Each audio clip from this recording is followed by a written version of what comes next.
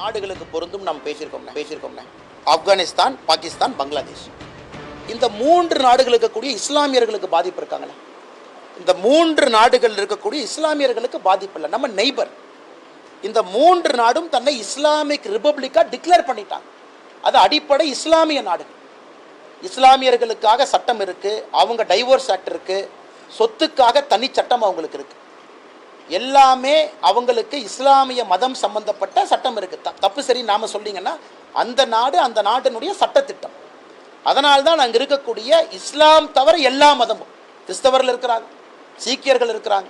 அதனால் இந்த 3 நாடுகளும் அடிப்படையில் தன்னை இஸ்லாமிய நாடுகள் அறிவிச்சிருக்கிறாங்க. உதாரணத்துக்கு பிரான்ஸ்லேருந்து ஒரு இஸ்லாமியர் இந்தியாவுக்கு வர்றாங்க. அவர்களுக்கு நாம் குடியுரிமை மறுப்போம் என்று சொல்லவில்லை. 14 வருஷம் 11 ஆண்டுகள் நீங்கள் இந்தியாவில் இருக்கணும், உங்களுக்கு குடியுரிமை கிடைக்கும் சொல்கிறேன். ஏன்னா பிரான்சிஸ் நாட்டை இஸ்லாமிக் ரிபப்ளிக். வியட்நாம்லேருந்து ஒரு இஸ்லாமியர் இந்தியாவுக்கு வர்றாங்க. அவர்களுக்கு என்ன சொல்கிறோம்? 11 வருஷம் நீங்கள் இந்தியாவில் இருந்திருக்கணும், உங்களுக்கு குடியுரிமை கொடுக்குறோம். யாருக்கும் மறுக்கவில்லையே.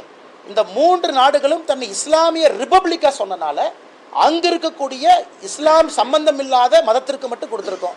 இது எந்த அடிப்படையில் மதத்திற்கு எதிரின்னு அவங்க சொல்லாங்கண்ணா? அதே கேள்வியை திரும்ப நான் கேட்குறேங்கண்ணா.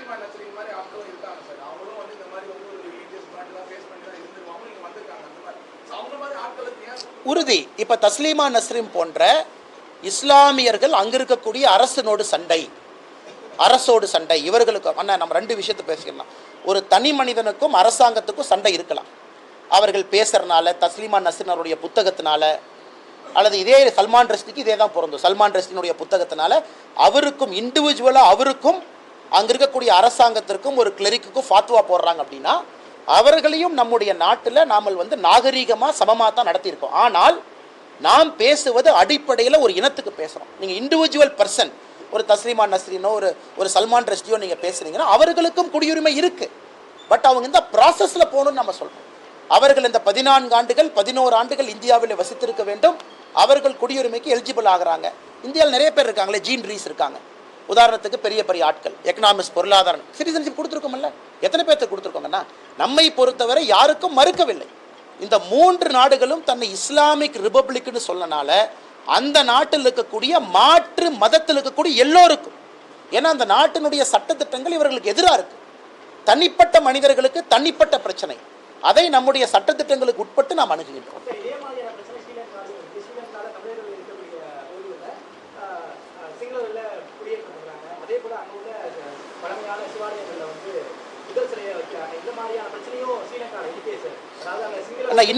இன்னைக்கு இலங்கை தன்னை ஒரு சிங்களா ரிபப்ளிக்காக டிக்ளேர் பண்ணலீங்கண்ணா.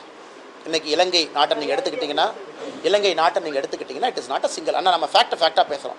எனக்கும் தனிப்பட்ட கருத்து இருக்கும், உங்களுக்கு தனிப்பட்ட கருத்து இருக்கும். அது மைக்கு வழியே நானும் பேசுகிறேன். நான் ஒரு மாநில தலைவராக ஒரு மைக்கு முன்னாடி உங்கள்கிட்ட பேசும் பொழுது நான் ஃபேக்டாக சொல்லணும். இன்றைக்கி இலங்கையை பொறுத்தவரை it is not a single republic. அங்கே எல்லாருமே இருக்காங்க. புத்திஸ்ட் இருக்காங்க, தமிழர்கள் இருக்கிறாங்க, மலையக தமிழர்கள் இருக்கிறாங்க, பெரிய அளவில் இருக்கிறாங்க. இன்றைக்கி ரிலீஜியஸ் பெர்சிக்யூஷன், அதற்கு நம்முடைய அரசு போராடி கொண்டிருக்கின்றோம். உண்மையாலும் இத்தனை ஆண்டுகள் இந்திய அரசில் நம்முடைய மோடி அரசு மட்டும்தான் 13வது சட்டத்திட்டத்தை நடைமுறைப்படுத்துங்கன்னு அக்ரெசிவாக பேசுறது. நாங்கள் ரணில் விக்ரமசிங்கேஜி அவங்ககிட்ட இப்போ சமீபத்தில் ஜெய்சங்கர்ஜி சொல்லியிருக்காங்க. மோடி அவர்கள் இலங்கைக்கு போகும்போது இலங்கை மண்ணில் வச்சு பேசிட்டு வந்திருக்காங்க. 13வது சட்டத்திட்டம் இலங்கையிலே வந்துவிட்டால் இந்த பிரச்சனைக்கான நிரந்தர தீர்வு அது மட்டும்தான். ஜஃப்னாக்கு போங்க, தமிழர்கள் சந்தோஷமாக இருக்கிறாங்க, ஆனால் பிரச்சனையில் இருக்கிறாங்க, இல்லை என்று சொல்லவில்லை. 3 முறை ஜஃப்னாக்கு போயிருக்கோம். அவர்களுக்கும் தீர்வு 13 அமெண்ட்மெண்ட். அவங்க சொல்கிறாங்க எங்கள் மண்ணில் எங்களுக்கான தீர்வு 13th அமெண்ட்மெண்ட் கொடுங்க, நாங்கள் பார்த்துக்குறோம். அதிகாரப்பூர்வமாக ஒரு நாடு தன்னை இந்த மதத்தினுடைய நாடு அந்த மதத்தினுடைய நாடுன்னு டிக்ளேர் பண்ணாதப்ப எப்படி தனியாக சிட்டிசன்ஷிப் அமெண்ட்மெண்ட் ஆக்ட் அவங்களுக்கு பொருந்துங்கண்ணா?